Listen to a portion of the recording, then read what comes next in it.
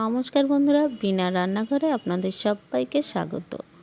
আজ আমার রেসিপি টমেটোর চাটনি। তাহলে আসুন বন্ধুরা, এই টমেটোর চাটনিটা কিভাবে বানাচ্ছি। এখানে 500 গ্রাম টমেটোকে ভালো করে পরিষ্কার করে ধুয়ে নিয়েছি। এবার আমি খোসা ছাড়িয়ে টুকরো করে কেটে নিয়েছি।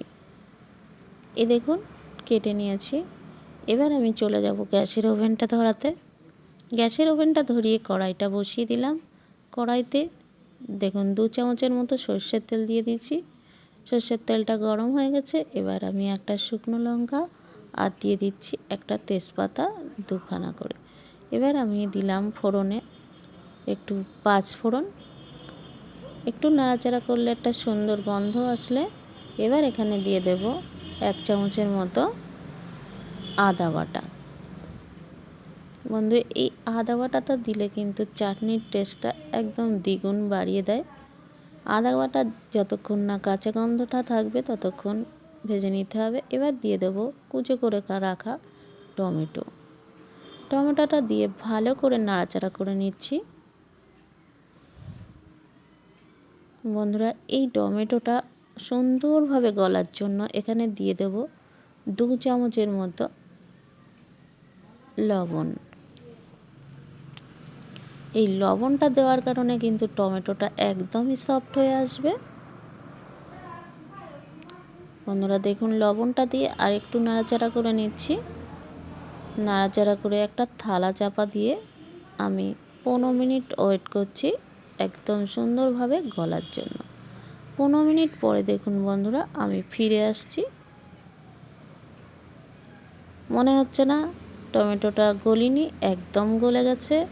আস্ত আছে, কিন্তু একটু ঘেটে দিলে একদম গলে যাবে। বন্ধুরা, এখানে একটা ছোট্ট কথা আমার বলা হয়নি। এখানে কিন্তু আমি কোনো লেবুর রস কিংবা ভিনিগারও অ্যাড করিনি।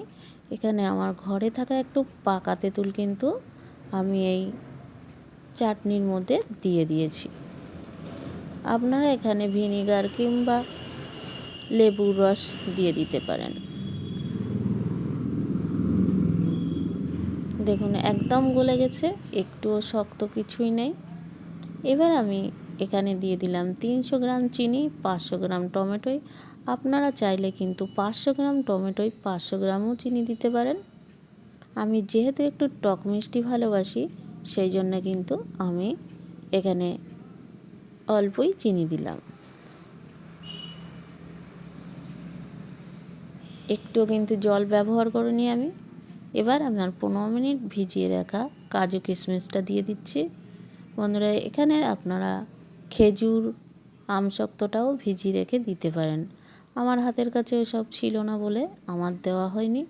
কিন্তু এই চাটনিটার ঘনত্বটা দেখেছেন, একদম অনুষ্ঠান বাড়ির মতো। এবার একটা ভাজা মশলা আমি অ্যাড করে দিচ্ছি।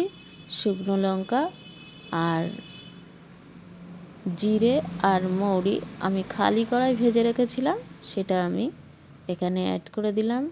এই চাটনির স্বাদ কিন্তু এতে দ্বিগুণ বাড়িয়ে দেবে।